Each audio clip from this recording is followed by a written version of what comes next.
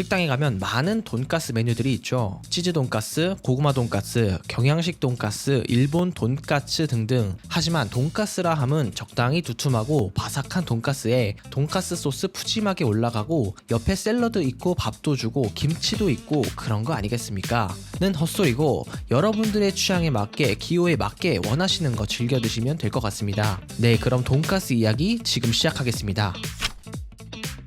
자, 여러분 혹시 돈가스의 기원이 어딘지 아시나요? 지금 우리가 먹는 돈가스는 원래 일본 음식입니다. 하지만 일본에서 독자적으로 만든 음식은 아니고요. 서양 요리를 받아들여 일본식으로 만든 음식이 바로 돈가스예요. 돈가스의 역사는 19세기 유럽으로 거슬러 올라갑니다. 당시 유럽에서는 고기를 튀겨 먹는 요리가 유행했는데 그 중에서도 오스트리아의 슈니첼이 가장 유명했어요. 슈니첼은 얇게 점인 송아지 고기를 빵가루에 묻혀 튀기는 요리로 제2차 세계대전 때 오스트리아를 점령한 독일에 의해 이 요리가 유럽 전역으로 퍼졌다고 하죠. 그리고 오스트리아 외에도 다른 지역에서 비슷한 음식을 찾아볼 수 있는데요. 예를 들어 이탈리아의 코톨레타 알라 밀라네세는 얇게 썬 송아지 고기를 빵가루에 묻혀 튀긴 요리로 레몬 조각을 곁들여 먹는 것이 특징입니다. 이 요리는 나중에 밀라노 지역의 대표적인 요리로 자리 잡았다고 하죠. 이외에도 프랑스의 코틀레트, 영국의 커틀렛 등도 돈가스와 비슷한 음식이라고 볼 수 있는데요. 돈가스의 유래에 대해 많은 썰이 있지만 프랑스의 코틀레트가 돈가스의 원조라고 보는 게 제일 설득력이 있습니다.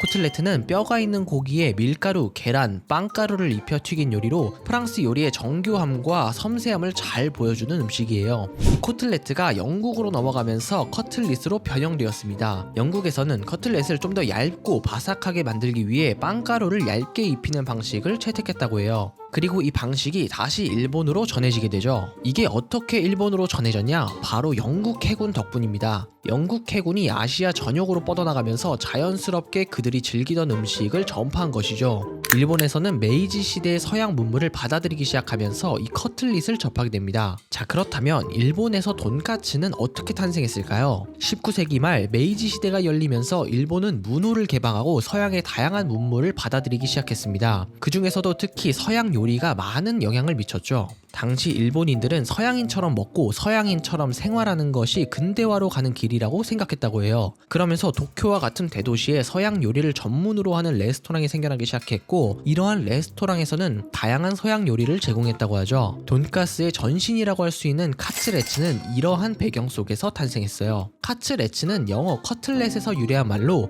메이지 시대에 가장 많이 보급된 게 소고기였기 때문에 초반에는 소고기를 사용해서 비프 카츠레츠를 만들어 먹었다고 해요. 그러다가 청일전쟁, 러일전쟁 이렇게 두 차례의 전쟁으로 소고기 수요가 급증해 소고기 가격이 말도 안 되게 오르면서 소고기 대신 돼지고기를 먹기 시작했습니다. 사실 일본에서는 오랫동안 돼지고기에 대한 인식이 좋지 않았어요. 그래서 처음에는 소고기 대신 돼지고기를 먹는 것에 거부감이 있었죠. 그러나 지식인과 정부의 노력 덕분에 사람들이 돼지고기에 관심을 가지게 되었고 덕분에 돼지고기를 이용한 음식이 발전할 수 있었습니다. 아무튼 1895년에 렌가테이라는 레스토랑에서 처음으로 돼지고기를 이용해 만든 포크 카츠레츠를 팔았다고 해요. 여기서 파는 돈가스는 우리가 아는 두툼한 일본식 돈가스가 아닌 경양식 왕 돈가스에 가까운 형태였습니다. 여기에 우스터 소스나 돈가스 소스 대신 간장에 향신료를 섞어 직접 만드는 데미글라스풍의 소스를 사용했다고 하죠. 그리고 포크 카츠레츠는 다양한 곁들임 요리와 함께 제공되며 일본식 정식의 한 부분으로 자리 잡게 되는데요.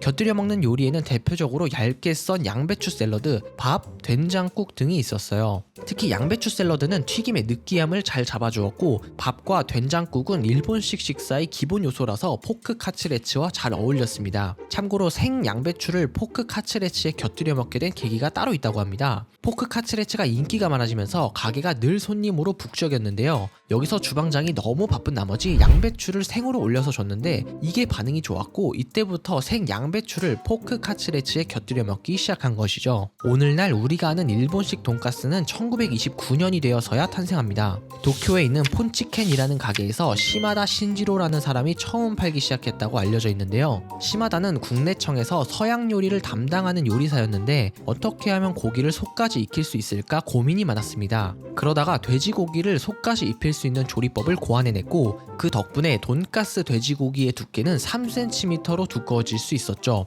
게다가 칼로 고기를 미리 썰어 놓아 나이프와 포크 대신에 젓가락을 사용해 일식처럼 먹을 수 있게 했습니다. 이렇게 개량된 포크 카츠레츠를 돈까츠라 부르면서 드디어 우리가 아는 일본식 돈까츠가 등장하게 된 것입니다. 그렇다면 한국식 돈까스는 어떻게 탄생했을까요? 일제 강점기 시절 많은 일본인들이 한국에 살고 있었고 자연스럽게 일본식 돈까츠가 우리나라에 들어오게 됐습니다. 처음에는 일본식 돈까츠를 그대로 받아들였지만 이후에 한국인의 입맛에 맞게 변형되기 시작했죠. 한국에서는 고기를 얇게 썰어 튀기는 방식이 더 선호되었고 밥과 김치를 곁들여 먹는 방식이 도입되었습니다. 이렇게 해서 경양식 돈가스가 탄생하게 된 것이죠. 참고로 돈가스는 부유층만 먹을 수 있는 고급 음식이었다고 해요. 1914년에 조선철도호텔, 1925년에 경성역 그릴이라는 음식점에 돈가스가 처음 들어왔는데 두 곳 모두 외국인과 부유층을 대상으로 영업을 하고 있었죠. 그리고 1920년 후반 경성에 세워진 미츠코시 백화점,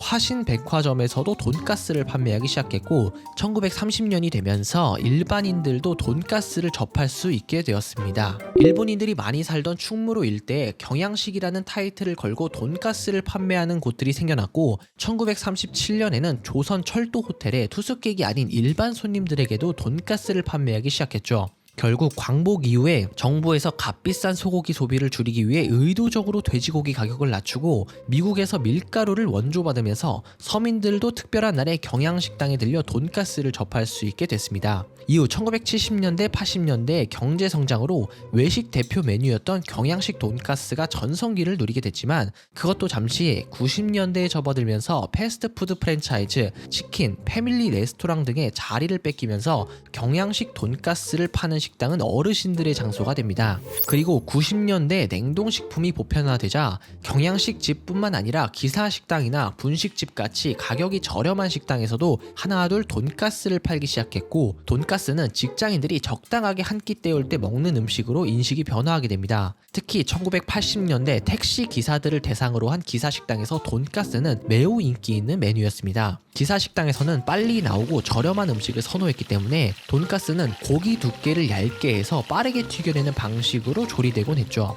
또한 밥과 김치를 함께 제공하여 한국인의 입맛에 맞춘 것이 특징입니다. 참고로 이러한 기사식당 스타일의 돈가스는 지금도 많은 사랑을 받고 있습니다. 오늘날에는 다양한 스타일의 돈가스가 있습니다. 일본식 돈가츠와 한국식 경양식 돈가스가 대표적이죠. 일본식 돈가츠는 고기를 두툼하게 썰어 저온에서 오래 튀겨내는 방식으로 겉은 바삭하고 속은 부드러운 식감을 자랑합니다. 반면 한국식 경양식 돈가스는 얇게 썰어 빠르게 튀겨내고 데미글라스 소스를 듬뿍 얹어 밥과 함께 먹는 것이 특징이죠. 여러분은 어떤 돈가스를 더 좋아하시나요? 댓글로 알려주세요. 지금까지 돈가스 이야기였습니다.